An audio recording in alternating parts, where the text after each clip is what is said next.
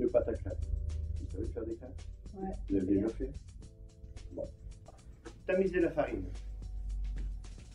Donc on va mettre la farine dans le chinois.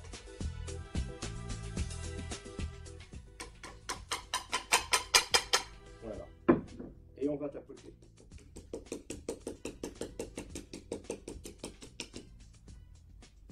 Et la farine, elle est toute fine, toute fluide. Alors, la farine est tamisée, on va faire ce qu'on appelle une petite fontaine, un petit puits, vous voyez? Voilà. Et dans ce puits, on va casser les œufs. Alors les œufs, on va les casser juste au centre.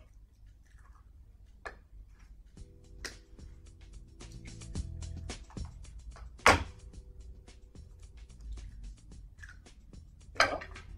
On va ajouter autour le sucre, la pincée de sel. Donc ce qu'il faut savoir, c'est que dans toutes les pâtes utilisées en cuisine et pâtisserie, il y a toujours une pincée de sel. Alors ici, vous allez mélanger les œufs et uniquement les œufs. Vous ne touchez pas du tout à la farine. Vous voyez, vous faites des petits ronds comme ça dans le fond et vous mélangez la farine. Vous voyez, la farine, elle s'incorpore toute seule. Quand vous voyez que votre appareil devient homogène, c'est-à-dire qu'il commence à épaissir, vous voyez, il prend de la forme, du volume, on va détendre avec un tout petit peu de lait. Pour toujours travailler un appareil fluide, vous voyez. Voilà, et ça vous évitera ainsi d'avoir des grumeaux dedans. Vous voyez, on va se faire épaissir. Vous voyez, je n'ai jamais touché la farine. Je mélange toujours au milieu.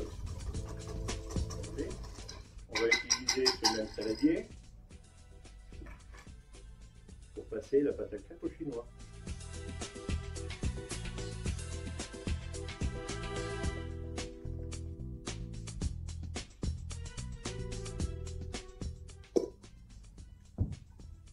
Voilà. Et là, vous êtes sûr, vous voyez, dans le chinois, on aperçoit quand même des petits morceaux, vous les voyez? Et des tout petits grumeaux très fins. Vous voyez sur les bords? Voilà. Vous voyez, c'est bien utile de la pâte au chinois. Voilà. Donc là, on a réalisé la pâte à crêpes. Il nous suffit maintenant. Donc cette pâte à crêpes, si vous voulez les cuire tout de suite, on va ajouter dedans, on va incorporer dedans le beurre fondu. Par contre, si vous voulez la préparer le matin pour faire cuire vos crêpes le midi, vous filmez le saladier, vous mettez dans un réfrigérateur.